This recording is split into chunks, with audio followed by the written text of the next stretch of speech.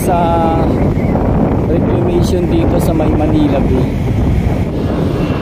Ngayong araw ating pinuntahan itong isa sa reklamasyon dito sa may Manila Bay para ipakita sa inyo kung gaano na talaga ito kalawak at syempre kung hanggang saan na itong inabot.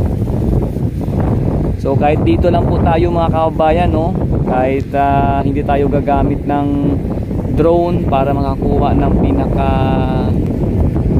aerial shots dito or aerial view nito nagaganap na pagtatambak ng buhangin, masabi po natin na talagang napakalawak na nga talaga, no, nitong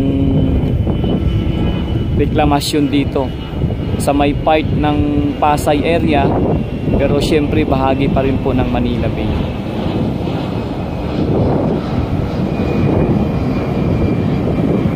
So yan, sa utos nga po ng ating Pangulong Bongbong Marcos na ihinto muna o tigil ang nagaganap na mga reklamasyon sa may Manila Bay. So dito talagang mapapansin natin na walang halos gumagawa at naka-standby mode ang lahat ng mga ginagamit nila dito, no, sa pagtatambak ng buhangin.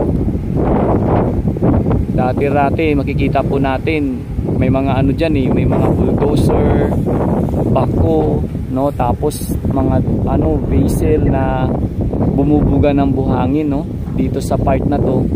Ngayon halos wala mga kababayan. Kumbaga tahimik, no, tahimik po ang lugar dito sa may area na ito na ginaganap na reklamasyon. So may flag dito na kulay pula mga kababayan, no. Yan. Ano kaya ang ibig sabihin yan? Halos maraming nakatusok na kulay pula na flag. Ayan, siguro ano po yan, no, mga palatandaan mga kababayan. Mga palatandaan po siguro yan. Hindi ko siya masyado maano sa zoom kung ano, pero kulay pula po ang watawat na ito. Siguro mga ano ito, palatandaan mga kababayan. Grabe, no, ang lawak na talaga ng inabot. Tingnan nyo mga kababayan, no? Ang taas talaga ng pagtambak ng buhangin dito sa part na to. Tingnan nyo po yung sa may gilid ng pinaka seaside, no, dyan sa may Mall of Asia at sa mga building na yan, halos nangangalahati mga kababayan yung taas ng buhangin. So ayan, tingnan nyo po.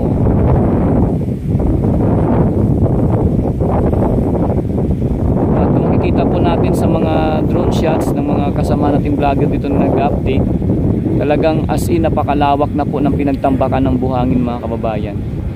Sobrang lawak na. So yan po, tahimik na tahimik, wala pong gumagawa dahil nga po sa utos ng ating Pangulong Bongbong Marcos na itigil o ihinto muna yung nagaganap na reklamasyon sa Manila.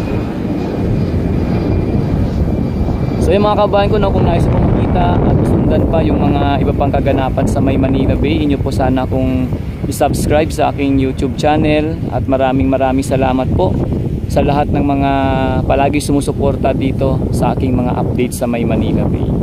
At maraming salamat po sa mga mag-share at mag-likes dito nitong ating video dito po sa ating pinaka-update ngayon sa kaganapan sa may Manila Bay. Maraming salamat po. Ito nga pala si Daddy D.